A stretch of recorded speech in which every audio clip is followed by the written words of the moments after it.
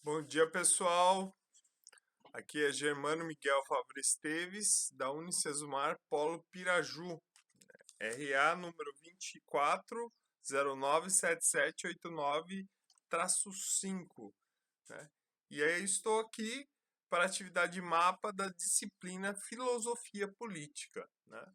E essa atividade nos lançou um desafio, uma reflexão extremamente interessante sobre como Platão via o regime democrático, né? Num primeiro momento, se você faz uma pergunta assim, às vezes para um estudante de filosofia, ele vai falar que ele via o regime democrático de uma forma fantástica, né? Democracia, igualdade, né? Todos têm acesso a tudo, mas, todavia, entretanto, se nós mergulharmos em sua obra República, veremos que não é bem assim, né? A democracia que Tratão, que Tratão trata é uma democracia onde ele cobra dessas pessoas que não trabalham, né? Ele cobra dessas pessoas que estão à frente desses grupos, né? Ele cobra a expertise dessas pessoas, né? Ah, um chefe, um aquele que comanda, um comandante, ele não pode ser apenas qualquer um, né? E isso que a democracia fala, a igualdade de todos, que nos prega, né? A igualdade de todos, pelo menos aí no século IV, quinto antes de Cristo, na Grécia, né?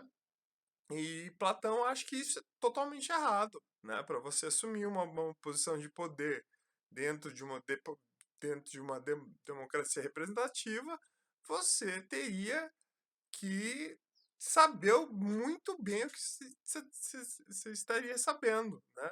Passar por treinamentos, né? Enfim, estudar a fundo isso, né? E não ser um mero coadjuvante ali, um mero eleito pelo povo, pelo seu carisma, pelo seu, eh, pela sua notoriedade frente à sociedade, né? E não, ele teria que saber de fato, né,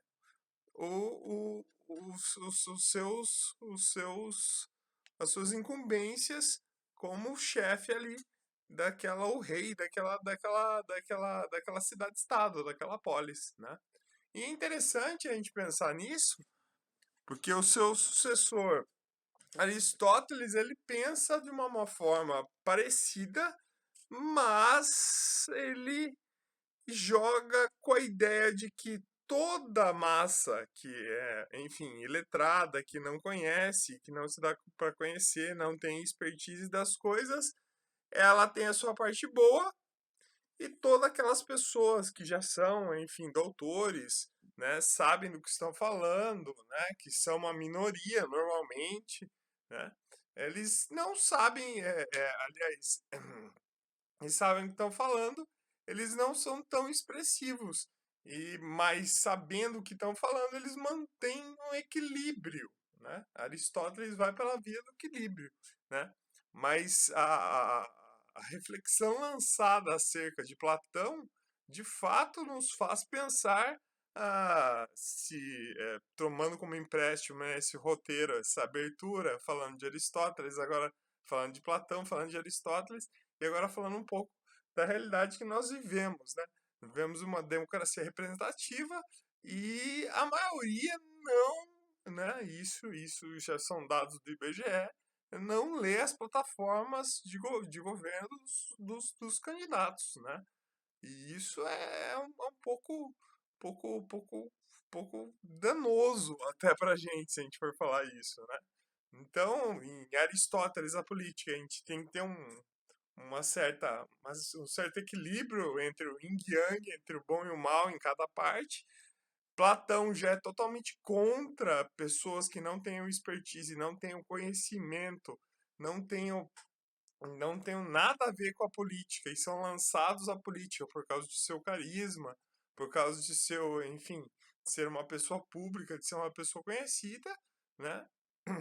E outros autores vão estar mais preocupados não com essa questão da democracia, né? De como o candidato se lança e como ele faz a sua campanha, né? Para ser eleito, né? Ah, por exemplo, Maquiavel já na modernidade já vai pensar em outros problemas, né?